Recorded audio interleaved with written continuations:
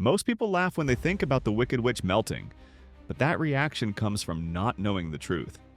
Because once you dig into why water destroys her, it stops being funny and starts becoming one of the darkest, most misunderstood pieces of fantasy lore ever written. The legends behind her weakness stretch across centuries, cultures, religions, and even science. And the deeper you go, the more terrifying it becomes.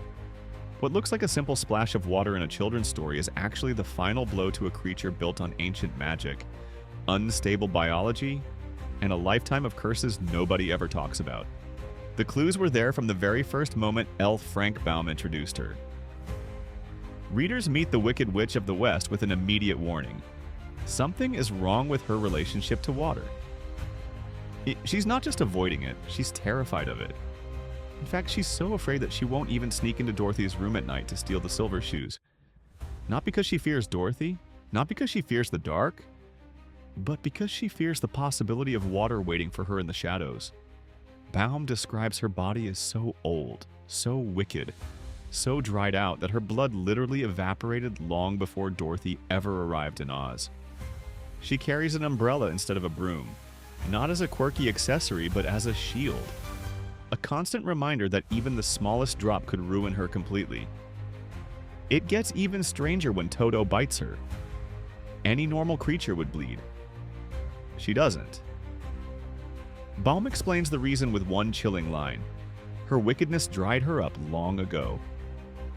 The idea that evil itself can drain the moisture from a living body is disturbing enough, but it creates a horrifying visual when Dorothy accidentally throws a bucket of water on her.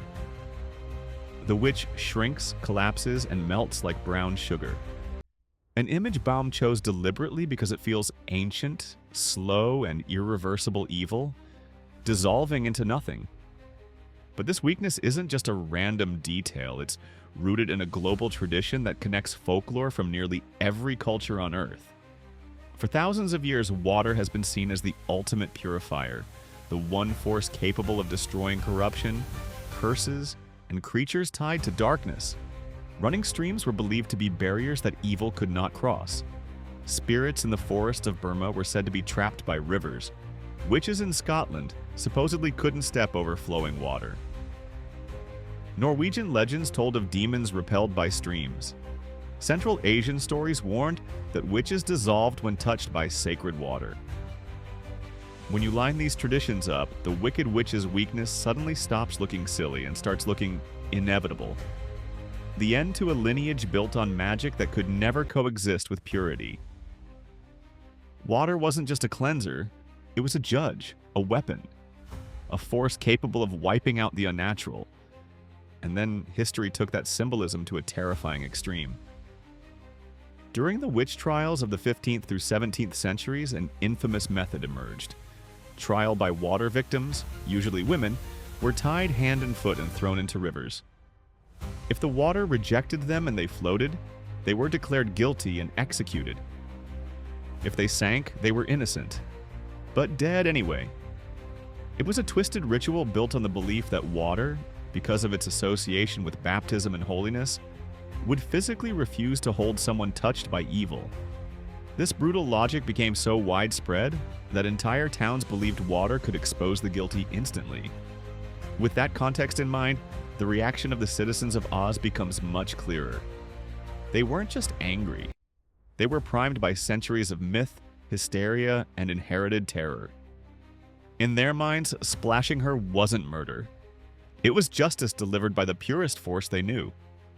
But if water destroys her, why does it destroy her in such a dramatic, physical way? Why melting? Why dissolving? Why does she fall apart molecule by molecule, instead of simply dying like a normal being? Fantasy gives one explanation. Her essence is incomplete. Her body is a patchwork of dark magic and unnatural longevity. Witches in Oz live far longer than normal creatures by using spells that extend life but drain vitality. Over centuries, her skin dried, her organs shrunk, and her entire structure weakened. She remained powerful because her magic kept her upright. But only barely without moisture. The bonds that held her body together became fragile. Water, instead of restoring her, overwhelmed her feeble structure and pulled everything apart. It wasn't melting, it was collapse. The proof comes from other witches in the Oz canon. The Wicked Witch of the East is crushed by Dorothy's house and instantly turns to dust.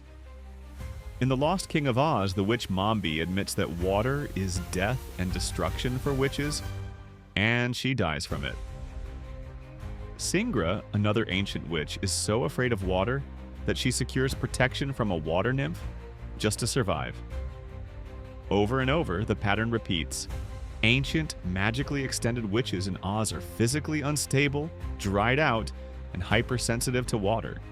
In Gregory Maguire's retelling, Elphaba's weakness isn't magic, mythology, or unstable chemistry. It's medical. She's born with a real painful condition. Water burns her skin like acid. It's not a curse. It's not a punishment. It's just biology. A tragic allergy that shapes her entire existence. She bathes with oils, milk, and powders. She avoids rain, puddles, and even humidity. Her entire life becomes a series of careful routines, survival strategies, and physical limitations that nobody understands. Suddenly, her avoidance of water isn't cowardice. It's self-preservation. This version forces people to see her not as a monster, but as a misunderstood, isolated figure living with a rare, debilitating condition, made worse by a world that thinks she's dangerous. And then the musical flips that version too.